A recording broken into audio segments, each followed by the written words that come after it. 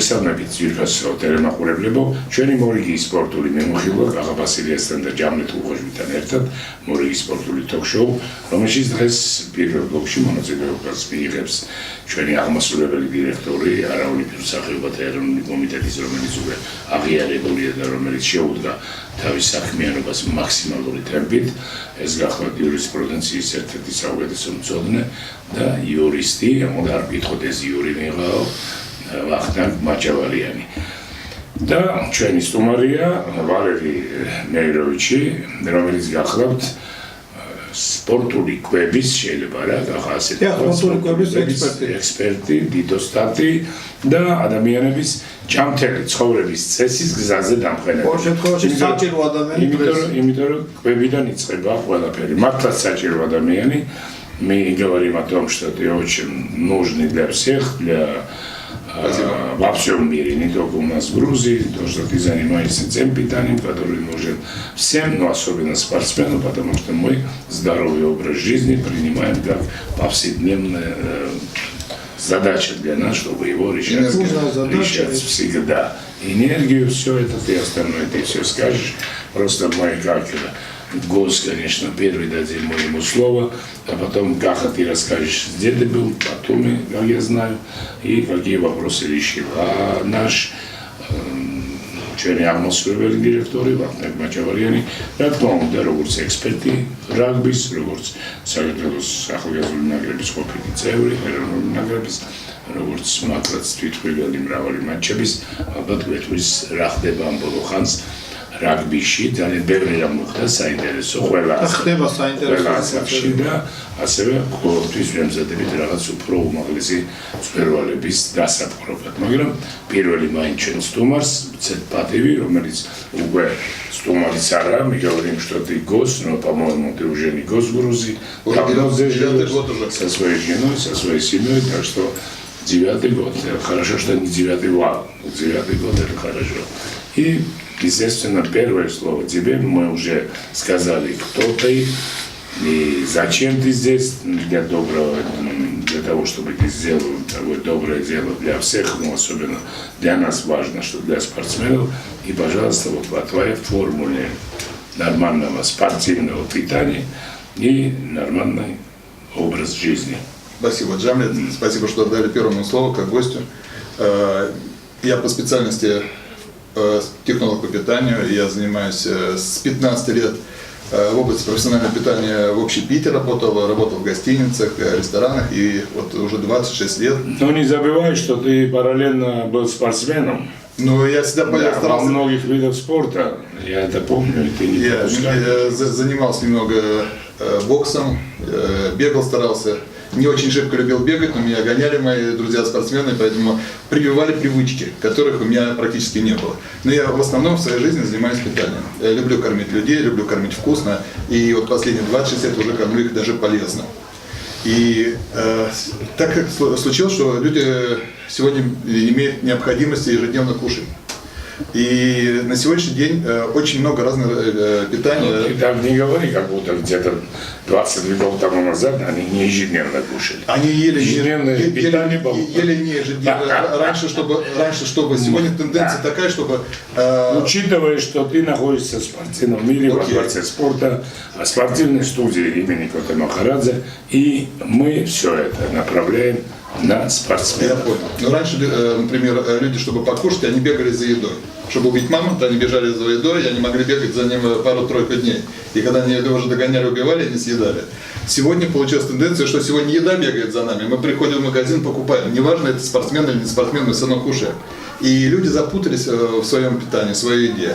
И на сегодняшний день, как для простых, обычных людей, для спортсменов сегодня требуется, скорее всего, консультант, тренер по питанию. То же самое, как и не может спортсмен стать профессиональным без тренера. Даже когда он профессиональный спортсмен, чемпион мира, у него все равно каждый день есть перед ним тренер, который смотрит, следит и контролирует.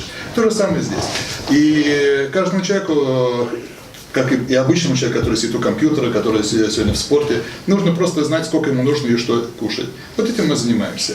Так как на рынке сегодня много разных питаний, много предложений, даже больше, чем нам нужно, то на сегодняшний день наши спортсмены оказались в ловушке, даже не спортсмены, а те, кто составляет им питание, они оказались в ловушке, потому что получали образование 20-30 лет назад по спортивные врачи, а на сегодняшний день уже другие требования.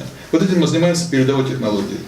Передовой технологии рассчитываем питание, даем питание и контролируем. Вот моя специальность сегодня персональный консультант по питанию как спортивному, так и общему. Валерий, Да.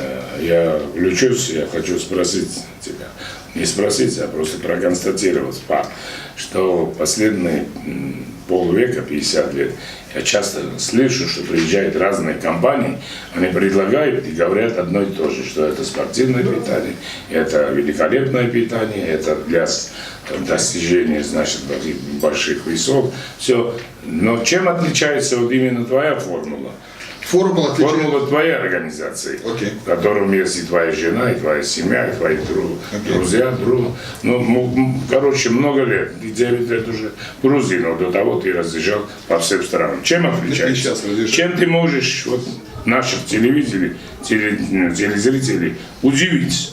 Ну, я не пришел сюда удивлять, я вам хочу сказать, что самое удивительное это то, что наши зрители сегодня имеют способность и энергию смотреть телевизор и понимать, о чем мы говорим. Это удивительно. То, чем занимаюсь я, обычным сбалансированным питанием, которое нужно каждому человеку. И мы смотрим, если на него как на спортсмена, то спортсмену нужна, например, повышенная калорийность. И от того, что он съел, обычный человек съедает там 1500-2000 калорий, то спортсмену нужно от его занятий там, от 3 до 4000 калорий. А что делать тем, которые хотят вес оставить, значит, сбавить вес перед чемпионатом Европы, мира? Ты сказал, что калории, значит, калории прибавляют вес. И он хочет не поднять весовую категорию, а снизить. Что с ними делать? Они будут голодать? Ни в коем случае нельзя голодать. Это на самом деле катастрофа, если мы даем нашему организму голодать. Потому что он начинает пожирать сам себя, это происходит, начинаются проблемы и здоровье портится. Надо правильно кушать. Можно кушать правильно, качественно, но мало. Или, например, если мы составляем спортсмену, мы составляем не 3 раза, не 4 раза в день, даже мы доводим питание до 6 раз для спортсмена. Дробное питание, но оно должно выйти на те калории, на то правильное питание получили, чтобы витамины получили, минералы, аминокислоты, все, чтобы было это сбалансировано. Тогда наш организм работать начинает как часики. И вот в этом заключается наша функция, чтобы контролировать. А еще плюс получилось так, что как бы мы контролируем, а мы еще и приучаем людей, показываем новую модель питания, потому что сегодня люди, например, почему-то решили кушать один раз. Сколько дней раз спортсмен обычно кушает? Ну, смотря какой вид спорта. Да, давайте возьмем. Нам это потому интересно, что есть шахматы тоже вид спорта, Да? и регби тоже, и карате тоже, и шашки тоже, да.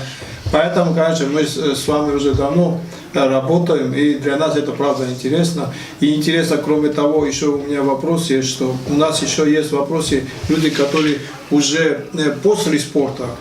Понимаете, вот это большая проблема у нас в Грузии, потому что, да, он занимался спортом, он каждый день употребляет 3000-4000 калорий, вдруг он бросает заниматься спортом, но он также употребляет эти 4000 калорий, понимаете, и уже проблема, это стресс. Несколько лет назад, когда я познакомился с Джамлетом, я как раз ему сказал философию свою, что в спорте важно даже не только, когда ты правильно питаешься во время спорта, а главная моя концепция, что произойдет с тобой после окончания профессионального спорта, потому что то, что мы говорим, привычки.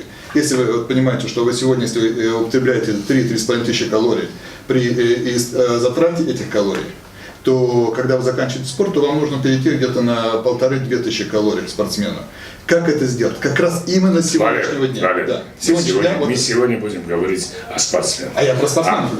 Не после. Те, которые выступают. У нас есть самый сильный спортсмен не олимпийских видов спорта, это представитель Федерации сильных мужчин, это Годаджанаши, который поднимает 510 килограммов. Ого. Да.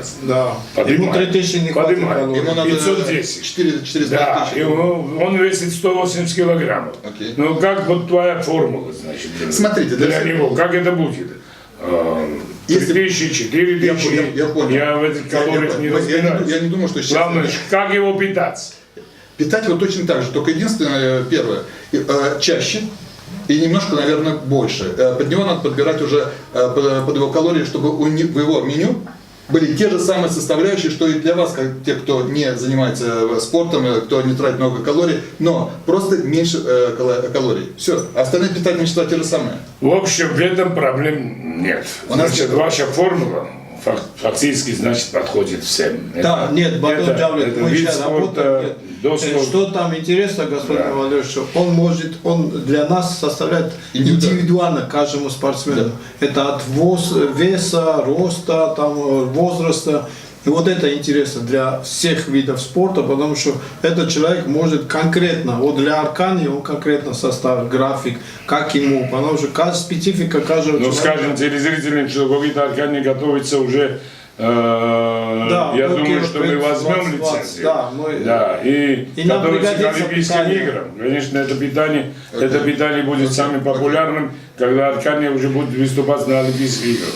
Остается у нас всего 2 минуты. Ты, пожалуйста, конкретно уже скажи. Конкретно могу сказать, давайте мы сделаем так. Вот если мы с сегодняшнего дня даем старт тому, что вот кого-то мы берем и возьмем 90 дней, 180 дней, 360 дней, и мы проконтролируем вот этот результат, вот это будет, наверное, скорее всего, конкретно, вместо того, чтобы я только вам рассказал, какую программу составили. Это уже лично будет, скажем, спортсмен. Индивидуально конечно. Так что мы обращаемся сейчас ко всем тренерам, ойлам цуртнелс, ойла спортсменс, висяц, как сурвили, маесети спортули квеба, если давар подходим, сказал. Спортული გვება, შენ როგორც იურისპრუდენციის წარმომადგენელი, საწინააღმდეგო ხორეფები არა, გვაქვს უფლება არა, რომ ჩვენ მივაწოდოთ ტელემაყურებელს, რომ არსებობს აი ესეთი გვება, რომელიც გაძლევს საშუალებას, მიიღო იმდენი კალორია, რამდენიც გჭირდება, არა მარტო სპორტული შედეგების მისაღწევად, არა მარტო წარმატებების და გამარჯვების მისაღწევად, არამედ რომ შენი ორგანიზმი იყოს ჯანმრთელი, იყოს ნორმალური და ასევე რომ დაამთავრებ ამ სპორტულ მოღვაწეობას 3 წლების შემდეგ შენ იდგე იმ სპორტულ ფორმაში, რომელშიც იყავი. დიდი მადლობა ჩვენ სტუმარს, კიდევ ერთხელ ვალერი მეროვიჩი, რომელიც ყველაფერს აკეთებს იმისათვის, რომ როგორმე დახმარება გაუწიოს საქართველოს შეუყვარდა, თბილისი უყვარს, პატრიოტია, დიდი პატრიოტი, არანაკლები ვიდრე ისინი, ვინც არ დაიბადნენ და უკვე 9 წლის განმავლობაში მან დაამტკიცა, რომ საქართველოს გარეშე ამბა ცხოვრება შეუძლია და რა თქმა უნდა, ეს მაინც ერთგვარი ბიზნესია, მაგრამ არის ის ბიზნესი, რომელიც ჩვენ განსაკუთრებით ვიახლოვდება და ჩვენ სპორტსმენებს უწყვეტავს კვების პრობლემას. მithumetes ჩვენ მაგალითად მოვიყვანეთ ჩვენი კოტეჯანაში, ასე მაგალითად შეიძლება ლაშა ტალახაძე შეიძლება გერა სოფლიოს პირველი სპორტსმენი ლაშა ტალახაძე, რომელიც ასევე 160 კილოგრამის ფარგლებში დღეარებს მისი წონა. Დიდი мадлоба, большое спасибо, Валерий, ты уже по-грузински понимаешь, я думаю, что то, что мне сказали по-грузински, ты это уже понял. Освоил. Да, так что привет всем членам твоей команды, которые занимаются хорошим, добрым делом. А я мит ჩვენი პირველი ბლოგი დავასრულეთ.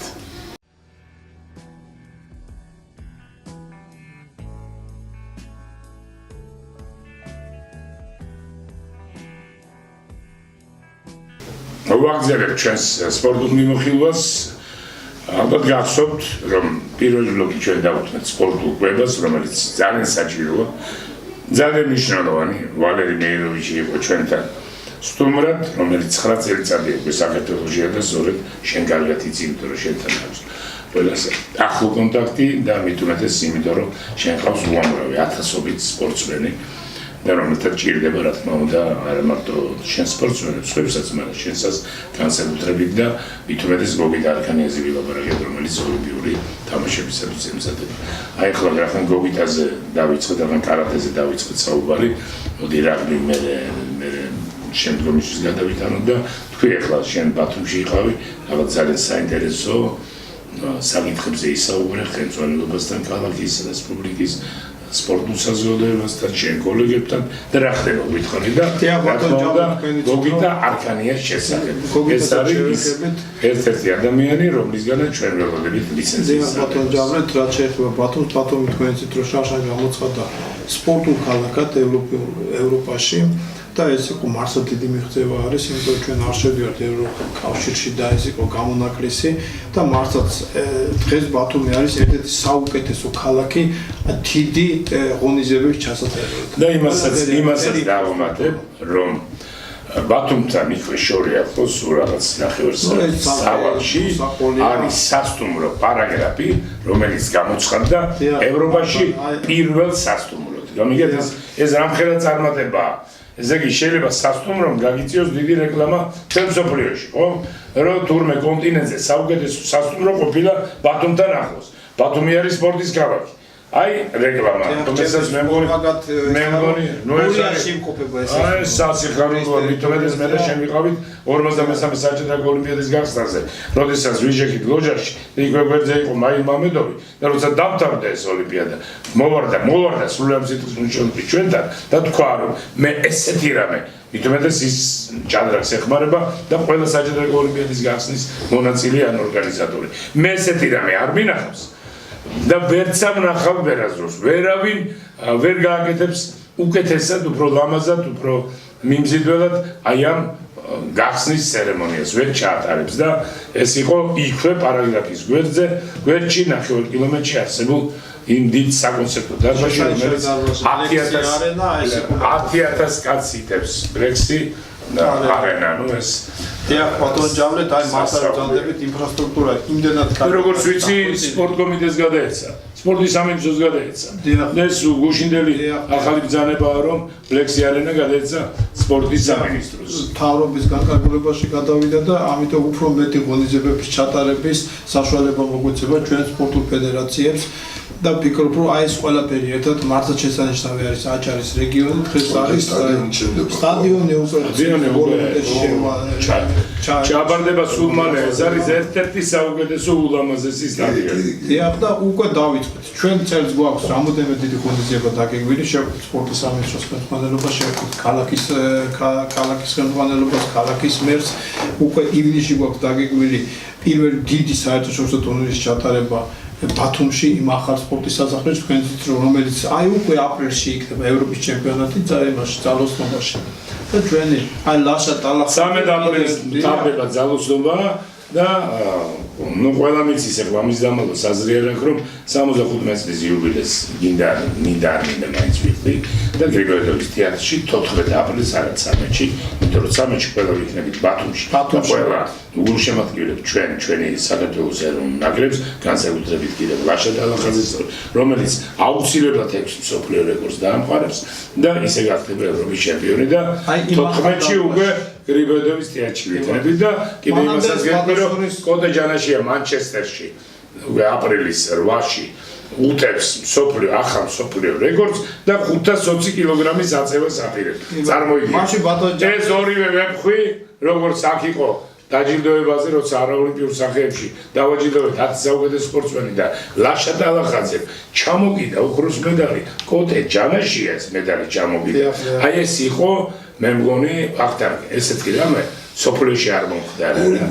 ეს ორი ამხელა გოლიათი ადამიანია, ორი მართლაც ლომი ერთმანეთის გვერდი და ამ დროს სოფლიოს პირველი უძლიერესი პიროვნება საინტერესო გაზაფხული მაგრამ მაშინ გრიგორიევის თეატრში იქნება დიდი სცენას მომაგრებს სხვადასხვა. გრიგორიევის თეატრი თქვენ იქნებით მაშინ ისიც აღნიშნეთ რაღაც გადავედით ძალოსნობაში რომ თქვენ იქნებით თამადა ჩვენი რაფი ჩიმიშკიანის ეხლა გვიახლოვდება მანდ რაფო ჩიმიშკიანის ამ პირველი ოლიმპიური ჩემპიონის ესეც სიმბოლურია. ესეც სიმბოლურია ყველაფერი. ძალოსნებს აქვთ დროშა, ეროვნული დროშა.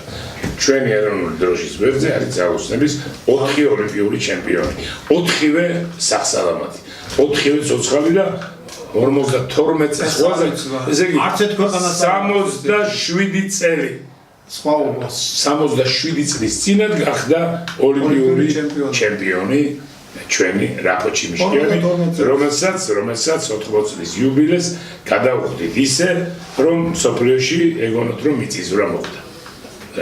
თან თამაში თქვენახათ როგორც ვიცი. თამაში მე. ამიტომ ვარ რაპოჩიმიშკიანის ყველა საიუბილეო საკუთრებას არა ყავს აი ესეთი 4 ბუმბერაზი ოლიმპიური ჩემპიონი რომელიც არც ეყოლე ვერც ეყოლე იმიტომ რომ 4 ზედიზე 4 ეს რაპოჩიმიშკიანი შემდეგ მოდის კახკახიაშვილი გიორგი ასაძე და რაშა დავახაძე ეს ვერც ეყოლება და კიდე ახლა 2020 წელს კიდე დაემატება კიდე რამდენი ყოველთვის ის ამიტომ ძალიან მოკლედ ვიცი რომ მართლა საინტერესო რაგბი ყველა გეხება მაგრამ რაგბი არა მაპატია კარატე რაგბი ახლა მაჭავარიას რო უყურებს ჩვენი ინდელი კარატისტი თამაშობდა რაგბის რო ამიტომ რაგბიზე ჩემია ვისაუბროთ დაწყებული დავით ევზაძე და დამთავრებული არც რომელიეთი ჩვენი პიონერები იყვნენ და მართლა ძალიან დიდი ღონისძიება გვაქვს დაგვეკვილი ბათუმში მასშტაბური სადაც 2000-ზე მეტ სპორტსმენს ველოდებით პრაქტიკულად გავიარეთ ყველა ნიუანსი სასტუმრო დარბაზი აი ყველაფერი გავიარეთ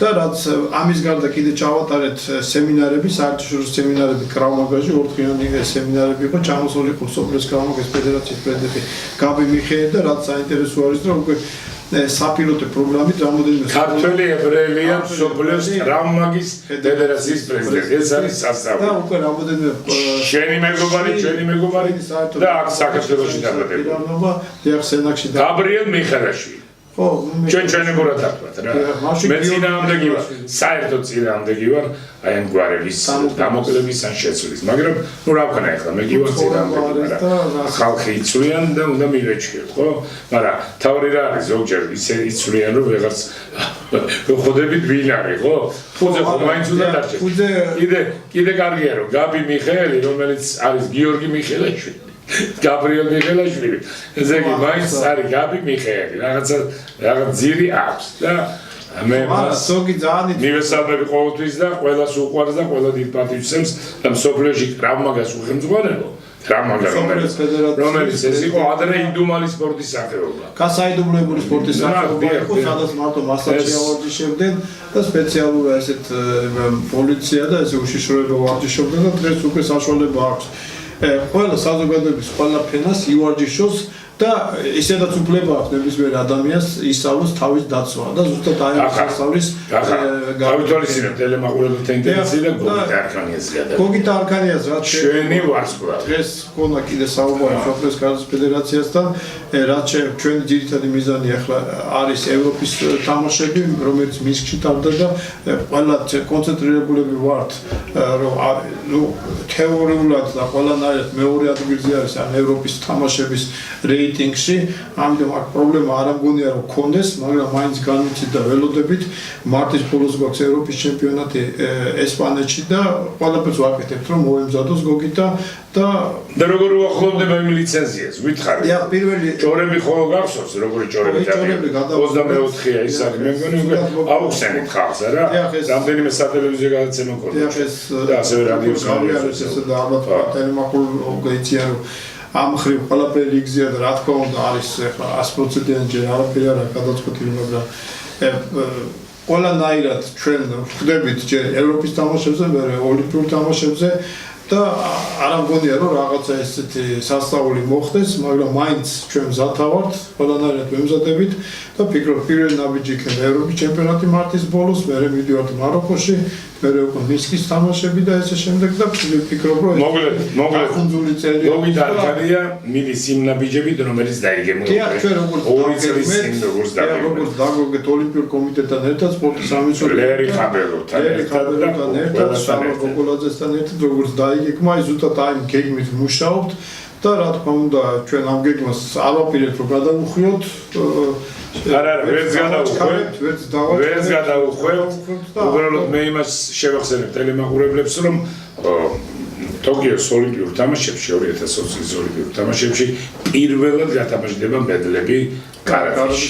ისინი პირველად შეიტანეს ეს იყო ჩვენთან არ ოლიმპიურ სახეებში ჩვენ მოვამზადეთ და როგორც ყოველთვის ქეთდება მე გადავეცით მე ხაბელოს. ჩვენ ახლა ნუ 103 ქონდა და ერთი მოგვაგდა. ხო, ამასთან გადავეცით ასევე კალათბურთის 3-3-ზე, ასევე კალათბურთის 3-3-ზე იქნება პირველად და სასიხარულოა რომ აი აქ სადაც ბეისბოლის გადავეცით. ნუ ეს ბეისბოლი, რეგბის ვითკაცაც გადავეცით. მეგრელეურობა, რაგბი, მოკლედ და მით უმეტეს რომ კალათბურთზე ვლაპარაკობდა აი აქ გაზრდილი. აი აქ ამ დარბაზში სპორტ სასახლეში ვარ, ფოტე მახარაძის სტუდიაში ვარ. აი აქ გაზრდილი ერთი ოჯახიდან რევაზაშვილები სხვებთან ერთად რა თქმა უნდა, სხვებიც იბრძოლებენ. ყველას აქვს სურვილი რომ მოხდეს ამ ნაკრებ გუნდში, რომელიც დაიცავს საქართველოს ღირსებას ოლიმპიურ თამაშებში. მანამდე არის უამრავი გამოცდა, რომელიც უნდა ჩააბარონ და ის რომ 3-3-ზე კალათბურთში თუ მივიღებთ მონაწილეობას ჩვენ ძალიან ძნელი იქნება. ძალიან ძნელი. კარატეში სულ 10-ია. თითო წონის კატეგორიაში და კალათბურთში 3-3-ზე სულ ვაგუნდია ეს უბრალოდ დაუჯერებელია. ძალიან ცოტა. ალბათ უნდა ვეცადოთ რომ მომავალ ოლიმპიადაზე 20-მდე გაიზარდოს. და ეს არის ჯერ უტოპია, ხო, აი ამაზე ფიქრი აბსურდია, რომ ჩვენ იქ მოხვდებით, მაგრამ უნდა ვიბრძოლოთ. და მე კიდევ უნდა ვიბრძოლო, რომ ძმები რევაზაშვილები გორის რაიონის სოფელი ზერტი თუ ზერტა ვეღარ დავიმახსოვრე. ზერტია თუ ზერტა არ აქვს მნიშვნელობა, რომ აი ეს რეგიონი წარმოჩიდეს მთელ მსოფლიოში. მით უმეტეს შეერმატინა თქვა, რომ თუ გაჭირდება, მე ჩამოვალ მე-4 კაცად ვიქნები, სულ 4 კაცია, ხო? შემადგენლობაში სამ მოთამაშე ერთი სადა იყო, აი ეს 4 ძმა მზად არის, მაგრამ შეერმატინი თუ ჩამოვალ მე-4 ძმა დაუთმოს ალბათ ადგილს. რომ მოკლედ საინტერესოა და გავიხსენოთ, რომ პირველად ძიუდოში 1972 წელს გავიდა უკვე რამდენი ესე იგი 47 წელი გავიდა იმის შემდეგ, რაც შოთა ჩოშილმა მიიღო მონაწილეობა სხვებთან ერთად და პირველი ჩემპიონი გახდა საბჭოთა სპორტსმენებიდან. მაშინ საბჭოთა კავშირის ნაკრები იყო, პირველი ჩემპიონი გახდა ძიუდოში.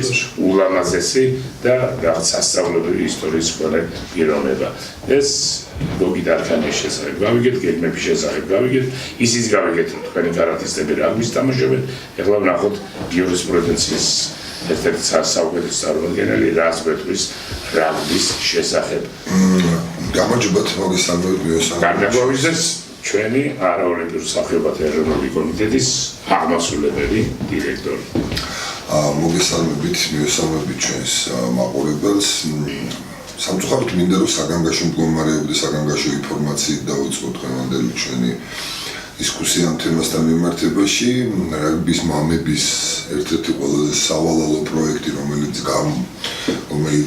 გამოვიდა ეხლა, მაგრამ ჯერჯერობით არ არის მიღებული ყოველ შემთხვევაში, მაგრამ ყოველ შემთხვევაში ამ პროექტზე მიდის სერიოზული მუშაობა, რაც რეალურად თუ ესე მოხდა, მოდეში ჩავთვალოთ, რომ ყველა ჩვენს იმედებს, ოცნებებს ეს მართლა კოშმარი იქნება, მილტონ ჰეიგის სიტყვებს ვიმეორებ, რა შეა საქმე.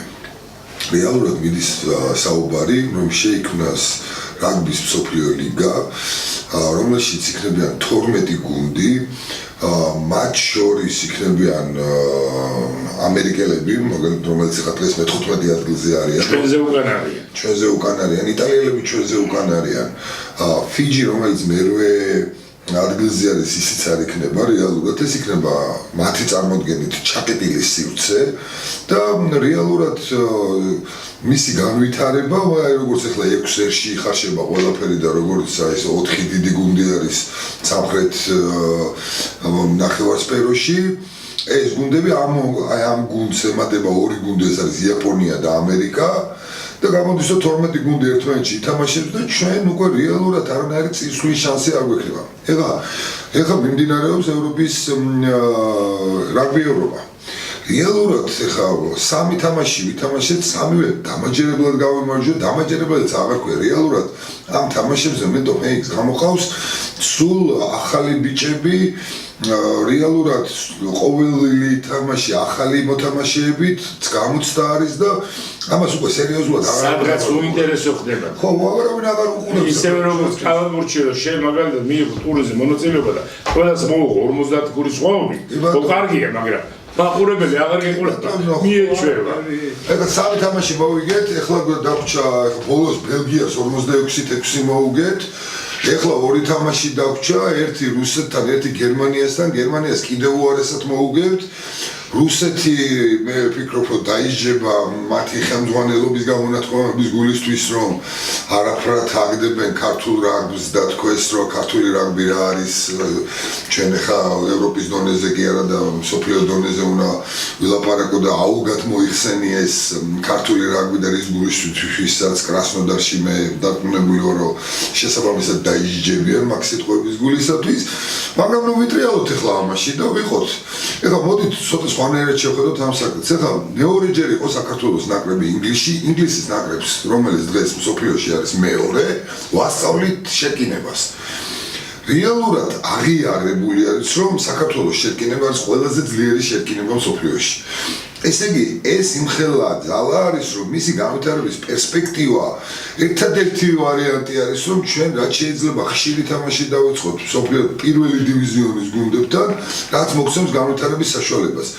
აქ ყველაფერი იკეტება ეხლა გუშინ ბატონი გოჩა სვანიძის გამოსვლას უყურე ამასთან ერთად სხვათა შორის კუნძულელები ესე ითქმევენ ეს სამოა ფიჯი ტონგას რაგბის თავკაცები გამოვიდნენ ამასთან მიმართებაში მე ვფიქრობ რომ ერთობლივად უნდა ხდეს რა თქმა უნდა ფედერაციაშიაც არიან რაგბის მსოფლიო ფედერაციაშიაც არიან ადამიანები რომლებიც თვლიან რომ ეს ყველაფერი ეს არ შეიძლება უბრალოდ არასამართლიანი არის ყველაფერს დავაგავანებოთ რაგბი ყოველთვის ითვლებოდა სამართლიანი ჯენტლმენების სპორტად და განვითარების საშუალებას აძლევენ ეხლა საქართველოს ფიჯი მერვე ადგილზე არის საფრანგეთს მოუგო ძალიან ძლიერ გუნდად ყალიბდება რეალურად ეს მოხდება რომ ჩაკეტავს თლიანად ამ სივრცეში შესაბამისად ამისი განვითარება მე მგონი კატასტროფამდე მიიყვანს და იმედი მაქვს რომ ცოტაზე მოვლენ ჟარგონულად ვიტყვი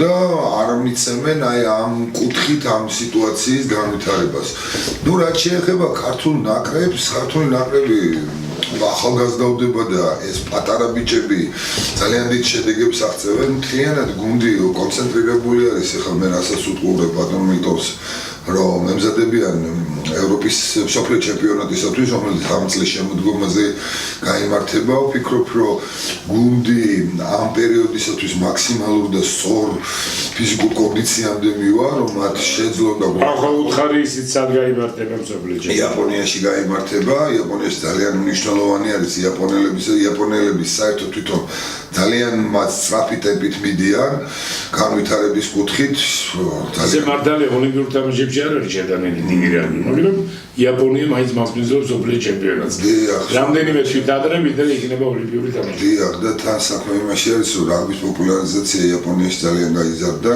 ამ წინა შემოდგომაზე ჩვენ იაპონელებმა დიდი სირცხული გვაჭამეს რომ დავახლოებით 33-0 მოგვიგეს რასაც არ ელოდებოდა არავინ და ყოველ შემთხვევაში მანამდე საქართველოში ჩვენ მაგათ მოუგეთ აღარ მასოს ზუსტად რამდენით ქულების განსხვავებით მაგრამ ეს ვითარდება მაგრამ იაპონია რა თქმა უნდა შეიყვანეს და დატოვეს აქ ყველაფერი ფინანსებზე არის დამოკიდებული ამერიკას ახლა ამერიკას სადღაც რამდენჯერაც ვითამაშებით იმდეს მოუგებთ მაგრამ ის უნდა მოხდეს ვითომ ლიგაში და ჩვენ არ უნდა მოხდეს ერთადერთი მიზეზი აქ არის ფინანსები და ფული რეალურად ეს სიტუაცია გვაქვს რაც შეეხება კიდე ინფორმაციას ახლა როგორც მოგიხსენებათ რომ 6-ერი მიმდინარეობს ინგლისი კვლავ ლიდერობს და იქ გამართული თამაშებში იტალია როგორც ყოველთვის ბოლო ადგილზეა და მოგება საერთოდ არ აქვს რეალურად 3 ტური ჩატარდა ეხლა კიდე კვლავ 2 ტური ჩატარდება და საბოლოოდ მივიღებთ 6-ერზე თუ ვინ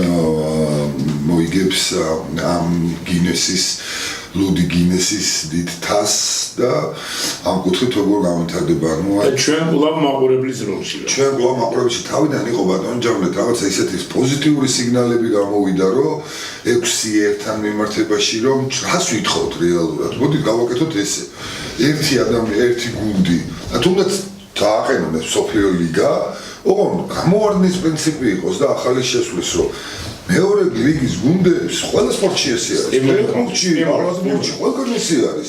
აი რაგბიში რაღაცნაირად ისე არის. ჩაკეტილი და ჩაიკეტა ეს სიტუაცია. მე ხო უნდა მქონდეს, აი მოვიგე ყველაფერი მე არ მათამაშებ შენთან და წელიწადში ერთხელ თუ მაღირსებ რომ შოტლანდიას ვეთამაშო და ამითი როგორ უნდა განვითარდეს ქვეყანაში რაგბი, მაგრამ ნუ აი ყველაფერი ფულზე არის დამოკიდებული და იმედია რომ ეს ფინანსური საკითხი რაღაცნაირად მოგვარდება და მაგრამ ფიჯის რა მოვიდა ფიჯისაც ფული არა ფიჯისაც ფული არა არა საერთოდ სადღაც ხორჩავდა რომ ცალკე ლიგა უფულოების ლიგაზე სადაც ვატარებ და ვიგეთი უფულოების ლიგაში სულ და ეხლა ჩვენ და ფიჯი უნდა ვითამაშოთ მაშინ აი უკვე საინტერესოა ნუ ტონგაც რა თქმა უნდა მე შემოვიტან ახლა როგორც არაოლიმპიური სახეობათა პრეზიდენტი რა მიყო ჩვენია ჩვენთან შენი ძლერი არ გეცვლის შენთან არის 7-7-ზე ეს დიდი რამე ჩვენია მე შევიტან წინადადებას რომ უფულოებში გამარჯვებული შევდეს ფულიანებში გამარჯვებულს და მე დამტკიცდება ყველაფერი ესე იგი ფულიანებში გამარჯვებული ახალი ზელანდია არის ბატონო ჯამლეტ მაგას ნუ გავხაჭავთ მაგის ჯამლეტ საერთოდ როგორ არის რომ ეს რეგბის ფედერაციის სოფლიო ფედერაციას ხელმძღვანელობს ადამიანი რომელიც არ ვიცი უკვე რამდენი წელია რეტროგრადია მოიხსენია ბოჩა სვანიძემ და მართალიც და ალბათ ყველა ფედერაციას უნდა ქონდეს ჩვეულებრივად მაქსიმუმ ალბათ 2 არჩევანი.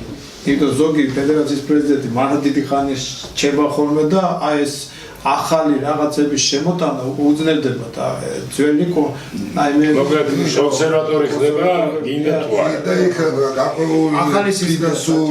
გარკვეულ ფინანსურ ინტერესების ლობირებს იმიტომ რომ ხა როგორ მომენტებში 6 ერის თამაშები რო გაიმართოს ახლა რამოდენიმე სტადიონების სუსავსია ბილეთები ძვირიღის ტელევიზია ძვირიღის შესაბამისად საკმაოდ დიდი ფულები შედის თუ მაგალითად საქართველოში ხა ბილეთს გინდა არ გინდა მაგფასად ვერ გაყიდი სულ სტადიონს გაავსებ რა თქმა უნდა მაგრამ ეხა 30 ფუნტი 40 ფუნტი 50 ფუნტი ღირს ლონდონში ბილეთები და ეხა 50 ფუნტი 150 ლარია და აქ ვერ გადაიხდის ეხლა ადამიანი მაგას ყოველ შემთხვევაში რაღაცა მინიმალურზე შეიძლება გაკეთება მაგრამ ყოველ შემთხვევაში არ გადაიხდის ხო არ გადაიხდის ვერ გადაიხდის კიდე სხვა შეიძლება არ გადაიხდის ზავა ტელევიზორში უყურებს ხო რატო უნდა წავიდე სტადიონზე და ეხა სტადიონიდან გამომდინარე 150 ლარის გადახდა მართლა ვის აქვს მაგის შესაძლებლობა თან მე ეხა ეს დაახლოებით 2 თვის განმავლობაში 2 თვე ნახევრის განმავლობაში არის ეს 6 ერის ისა წარმოადგენთ